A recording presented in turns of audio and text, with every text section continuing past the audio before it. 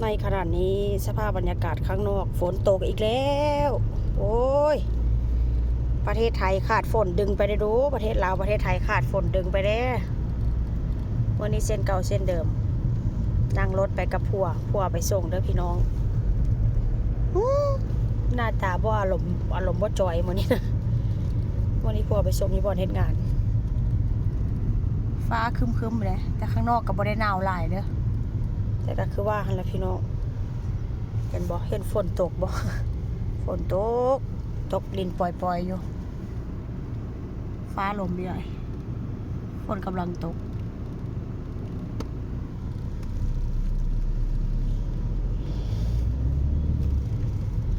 อาทิตย์นี้ผัวเข้างาน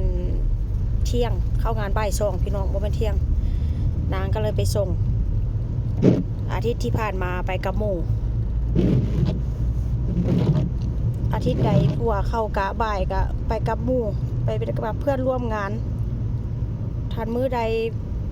ผัวเข้ากะบ่ายนางก็ไปส่งแต่ว่าขากลับนี่กลับกับหมู่เด้ขากลับมีแต่ภูแต่เขาเด้อพี่น้องบ้านเมืองที่คอยอยู่นี่นะเป็นทางภาคเหนือมันก็จะเป็นประมาณนี้แหละพี่น้องมีแต่เขามีแต่ภูไปร้านขายรถนี่หลายอยู่หมู่บ้านคอยนี้มีมี 3-4 ร้านพอนะขายรถนี่ก็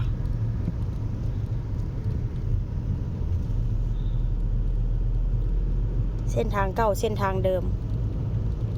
เพิ่มเติมก็คือผู้เก่ามาส่งเปลี่ยนผู้ใหม่มาส่งได้บ่เจ้ากำลังสร้างถนน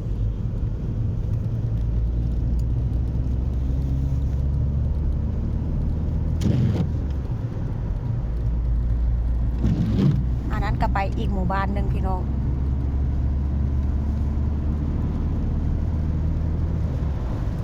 ถนนทางนี้ก็ทะลุไปอีกหมู่บ้านหนึ่งได้ส่วนหลายเขาจะเอาไว้เดินออกกำลังกายเบิ่งต้นไม้พี่น้องบ่มีใบได้แล้วแต่ว่าก็บ่ตายเด้อต้นไม้เด้อถ้าบ้านเฮาเนาะบ่มีใบจังซี่ก็คือมันตายยืนต้นทุกต้นเด้แล้วก็บ่มีตายพูดบ่เฮ็ดงานค่อยเยิงเข้าพุ่น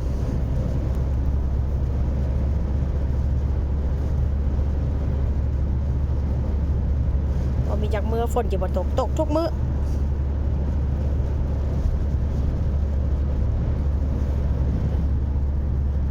ตัวรถเรียกย้อยเวเนาะนี่ล่ะหมู่บ้านนี่ล่ะที่ค่อยเว้าเมื่อกี้นี่นะ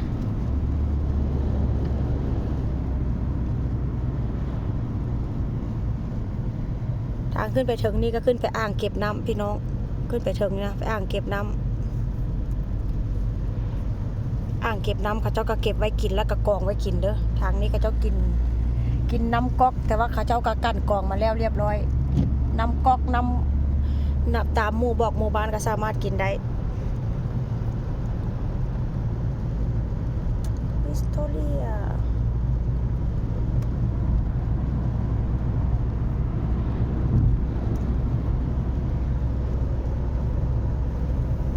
ขับรถได้ไกลเด้อนั่งรถกับประมาณ 4-5 นาทีนี่แหละแต่ว่าก็บ่ได้นั่งรถเบนโดนละ